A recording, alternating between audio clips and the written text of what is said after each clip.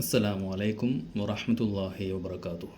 അൽഹംദുലില്ലാഹി റബ്ബിൽ ആലമീൻ. അസ്സലാത്തു വസ്സലാമു അലാ അഷ്റഫിൽ മുർസലീൻ വഅലാ ആലിഹി വസ്വഹ്ബിഹി അജ്മഈൻ വമൻ തബിഅഹും ബിഇഹ്സാനിൻ ഇലാ യൗമിദ്ദീൻ. പ്രിയമുള്ള സഹോദരങ്ങളെ, കുറച്ച് ദിവസങ്ങളായിട്ട് നമ്മളൊക്കെ വളരെ വ്യാപകമായി കേട്ടുകൊണ്ടിരിക്കുന്ന ഒരു പാട്ടാണ് ഹേ ബനാനെ ഒരു പൂ തരാമോ എന്നുള്ള പാട്ട്. സകലയിടത്തും ബസ്സിൽ യാത്ര ചെയ്യുമ്പോഴാണെങ്കിലും അല്ലെങ്കിൽ എല്ലായിടത്തും വളരെ ട്രെൻഡിങ് ആയിട്ട് യുവാക്കൾക്കിടയിലും കുട്ടികൾക്കിടയിലും പലപ്പോഴും മുതിർന്നവർക്കിടയിൽ പോലും വളരെ തരംഗമായിട്ടുള്ളൊരു പാട്ടാണ് ഈ പാട്ട്. ഇലക്ഷൻ സമയത്തൊക്കെ രാഷ്ട്രീയ പാർട്ടികൾ അവരുടെ ഇലക്ഷൻ പ്രചാരണത്തിനൊക്കെ ഈ പാട്ടിൻ്റെ പാരഡികളൊക്കെ ഇറക്കിയിട്ടുണ്ടായിരുന്നു. പാട്ടിനെക്കുറിച്ച് പറയാനല്ല, ഈ പാട്ടിലെ വരികൾ പൊതുവെ വളരെ കൗതുകകരമായ രീതിയിലുള്ള വരികളായിട്ട് എനിക്ക് തോന്നി. അതിൻ്റെ തുടക്കം മാത്രമേ എനിക്കറിയുള്ളൂ. അതിലിങ്ങനെയാണ്, ഹേ ബനാനെ ഒരു പൂ തരാമോ. അപ്പോൾ ഇതിനെക്കുറിച്ച് ചിന്തിച്ചപ്പോൾ അവരതിൻ്റെ വലിയ സൈദ്ധാന്തികമായും അല്ലെങ്കിൽ അങ്ങനെ വലിയ തലങ്ങളൊന്നും ഉദ്ദേശിച്ചിട്ടുണ്ടാവില്ല. പാട്ടെഴുതാൻ ഒരു ആളുകളെ സന്തോഷിപ്പിക്കാൻ വിനോദത്തിന് വേണ്ടി ഒരു തമാശ രീതിയിൽ എഴുതിയൊരു വരികൾ എന്നയാൾ ഉദ്ദേശിച്ചിട്ടുണ്ടാവുള്ളൂ. പക്ഷേ അത് കാര്യത്തിൽ ചിന്തിക്കുകയാണെങ്കിൽ ബനാനയോട് എന്തിൻ്റെ അടിസ്ഥാനത്തിലാണ് പൂ ചോദിക്കുന്നത് എന്ന് നമുക്ക് പറയാം. യഥാർത്ഥത്തിൽ ഒരു ബനാനയോട് പൂ ചോദിച്ചാൽ ബനാനയ്ക്ക് ഒരിക്കലും അങ്ങനെ ഒരു പൂ തരാൻ പറ്റില്ല. പൂവ് എന്നല്ല, ബനാനയ്ക്ക് ബനാന അല്ലാതെ വേറെ ഒന്നും തരാൻ കഴിയില്ല. ബനാനയ്ക്ക് ചോദിക്കാനോ അല്ല ചിന്തിക്കാനോ കേൾക്കാനോ പറയാനോ കഴിയില്ല. അപ്പോൾ അങ്ങനെയുള്ള ഒരു അവസ്ഥയിൽ ബനാനയോട് നമ്മൾ വളരെ സരസമായിട്ട് ഒരു പൂ തരുമോ എന്ന് ചോദിച്ചാൽ, പൂ ചോദിച്ചിട്ട് പൂക്കാലം തന്നെ തന്നു അങ്ങനെയൊന്നും പറയാൻ കഴിയില്ല.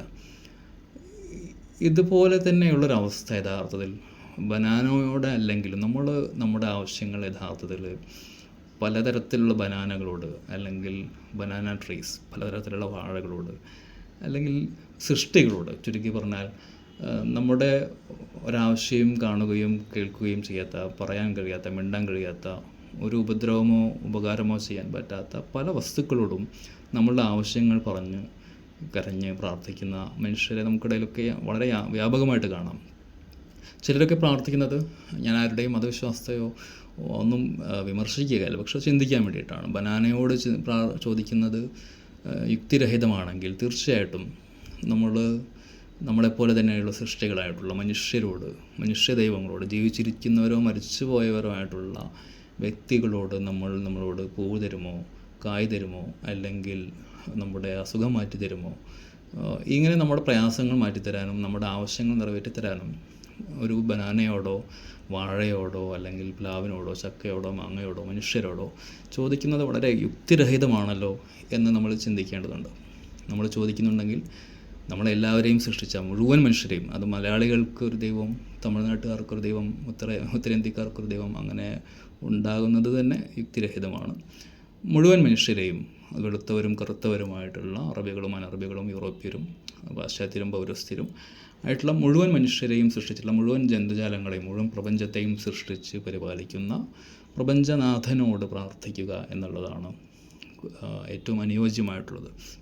പ്രവാചകൻ മുഹമ്മദ് നബി സല്ലല്ലാഹു അലൈഹി വസല്ലം അബ്ദുല്ലാഹി ബിൻ അബ്ബാസ് റളിയല്ലാഹു അൻഹുവിനെ അദ്ദേഹം തീരെ ചെറിയ കുട്ടിയായിരിക്കുമ്പോൾ തന്നെ അടുത്തിരുത്തി വാത്സല്യത്തോടുകൂടി സ്നേഹത്തോടുകൂടി മോനെ എന്ന് പറഞ്ഞുകൊണ്ട് ചില ഉപദേശങ്ങൾ നൽകുന്നുണ്ട്. ആ ഉപദേശങ്ങളിൽ ഒരു ഉപദേശം ഇതാണ്: നീ ചോദിക്കുന്നുവെങ്കിൽ അള്ളാഹുവിനോട് ചോദിക്കുക, നീ സഹായം തേടുന്നുണ്ടെങ്കിൽ അള്ളാഹുവിനോട് സഹായം തേടുക എന്ന് നബി സല്ലല്ലാഹു അലൈഹി വസല്ലം നൽകുന്നുണ്ട്. അത് ആ കുട്ടിയോട് മാത്രമുള്ള ഉപദേശമല്ല, മുഴുവൻ മനുഷ്യരോടുമുള്ള ഉപദേശമാണ്.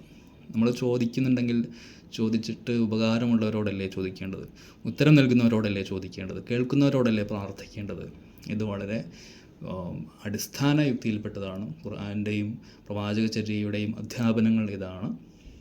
അല്ലാഹു സുബ്ഹാനഹു വ തആല സത്യം മനസ്സിലാക്കാൻ, അള്ളാഹുവിനോട് മാത്രം ചോദിക്കാൻ, അള്ളാഹുവിനോട് മാത്രം പ്രാർത്ഥിക്കാൻ, അള്ളാഹുവിനെ മാത്രം ഭയപ്പെടാൻ, അള്ളാഹുവിനെ മാത്രം തവക്കുൽ ചെയ്ത് ജീവിക്കാൻ, അള്ളാഹുവിൻ്റെ കാരുണ്യത്തിൽ സ്വർഗത്തിൽ പ്രവേശിക്കാൻ നമ്മളെല്ലാവരെയും അനുഗ്രഹിക്കുമാറാകട്ടെ. അസ്സലാമു അലൈക്കും വറഹ്മത്തുള്ളാഹി വബറകാതുഹു.